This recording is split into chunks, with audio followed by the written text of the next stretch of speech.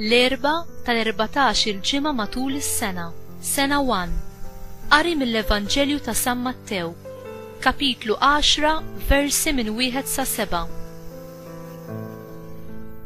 Sejjaħ lejh 12 id-dixxiplu tiegħu u tom is-seta fuq l-ispirti ħsiena biex ikeċċuhom u jfejqu kull xorta ta' mart u l-kull min kien nieqes minn saħħtu. L-ismijiet ta' 12 l-apostlu huma dawn: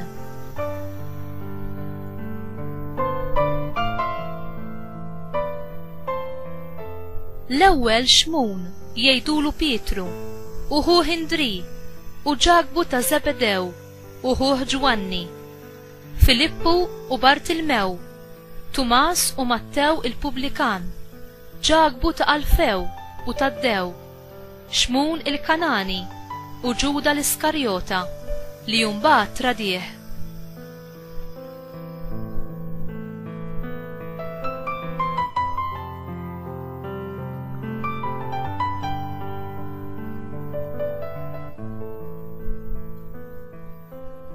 Lil dawn it-12 Ġesu bagħthom b'dawn l-ordnijiet: taqbdux triq il-pagani u tidħlux f'belt tas-Samaritani, imma qabel xejn morru fittxu in-naċ il-mitlufa tad-dar ta' Iżrael.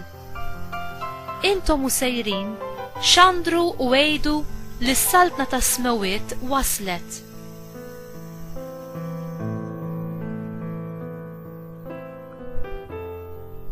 Il-kelma tal-mulej, tifħir lilek Kristu.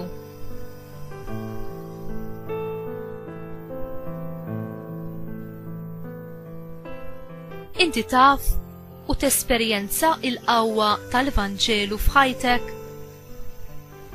Ġesu bagħat lid-dixxipli tiegħu biex ikomplu il-ħidma li hu ried iwettaq biex ixandru il-kelma ta' Alla u jwasslu il-qawwa tiegħu li tfejjaq lil kull minnu imdejjaq, lil kull minnu bla tama u jonqsu l-kuraġġ minħabba kull xorta ta' tbatija li l-bniedem jgħaddi minna.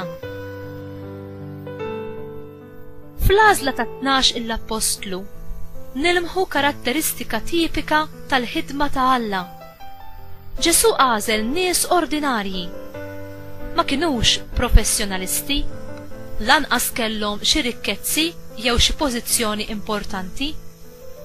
Għażilhom minn qalb in-nies komuni li kienu jgħixu ħajja ordinarja. Ma kellhom xi edukazzjoni speċjali u ma kellhom l-ebda vantaġġi soċjali. Ġesu ried nies ordinarji li setgħu jilqgħu s-sejħa tiegħu u jwettquha straordinarjament tajjeb. Huwa għażel lil dawn l-irġiel mhux għal dak li kienu, imma l dak li kienu jistgħu jsiru taħt id-direzzjoni u l-qawwa tiegħu.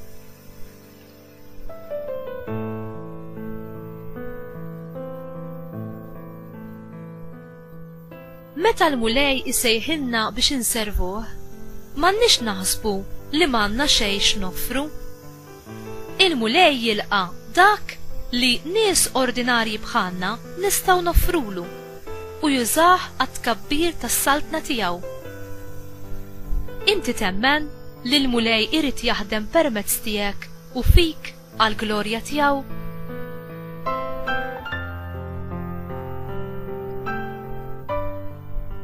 Mulej, inti għażiltni biex inkun dixxiplu tiegħek. Ħu u ilqa' dak kollu li għandi x'noffrilek, żgħir kemm hu żgħir, għall-glorja ta' ismek. Amen.